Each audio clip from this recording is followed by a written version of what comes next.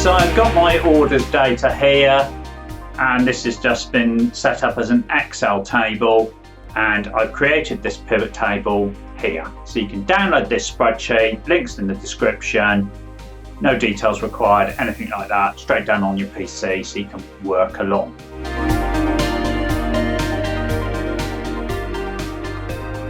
Highlighting individual aspects and formatting individual things within a pivot table, and there's a definite technique and a whole load of kind of little fiddly things that if you get them wrong will really mess you up. So I'll give you my best sort of tips on this, what I've learned over the years. So the very first thing I would say is get rid of any filters. So if I've got a filter on the pivot table when I do the formatting will only then apply to that filter. So if I do, let's for the sake of argument just have all these sales items in red, and then I'll change to 2022, it's completely gone. If I go back to 2020 though, they're back red again. So I'm just going to undo that.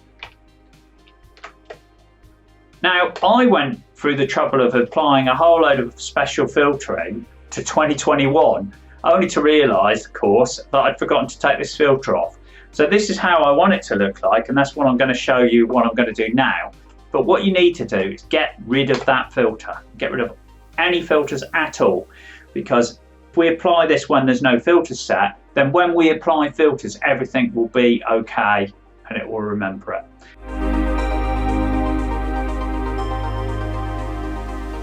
The main thing you need to do is make sure that you've got like arrows.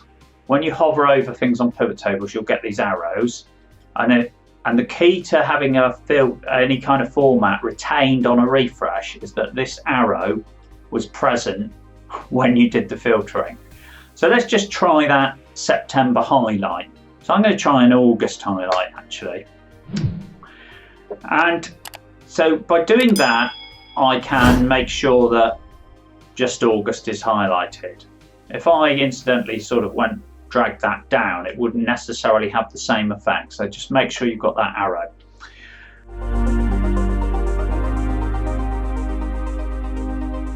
But I don't really want things like the row, the header rows and stuff coloured in. I just want the numbers coloured in. So if I hold down Control and go over to Sales, you'll see I get the intercept of those two sections. If I do Profit, I'll get again the intercept of that. So I'm going to highlight this yellow. No, I'm not. It looks awful. That blue looks reasonable, right? So I'll do that.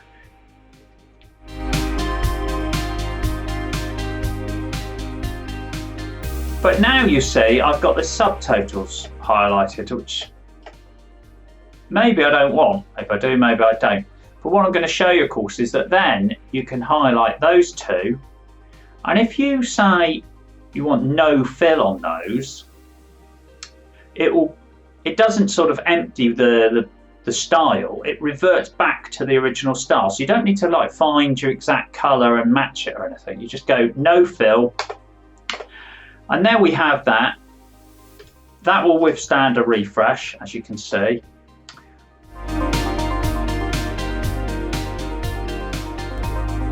Now, if I go back to 2020 now, you'll see August has been shown like that. I'll go back to 2021. Now that's interesting because it's remembered my formatting that I previously did on 2021 before. So I'm just going to get rid of that. If you're currently in, for the sake of argument, August 22, filter it to 22, put that on, and it will retain it. Now, of course, you could use that technique for like actuals versus forecast kind of colouring if you want. So every month you just go in, filter it to the current date, year, highlight one more column. Then when you go back through history, you'll find everything be highlighted and retained. So actually quite a useful feature.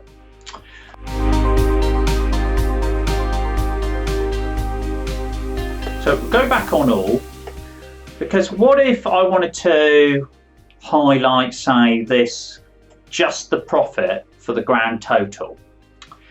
Now, there's a bit of a quirk in here, because if I highlight just the grand total there and then hold down Control, click on just the profit, it actually highlights both the sales and the profit, which is kind of annoying.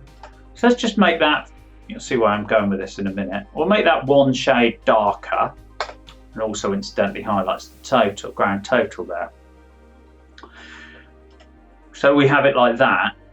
Again, it's going to withstand the refresh. But then, of course, what you can do is remove the sales formatting by doing no fill on it to go back to the style. So this is how we can do it. We just need to do things in the right order, sort of highlight everything and then almost like revert back the bits you don't want. And through combinations of doing that, you can get some, great effects on your pivot table.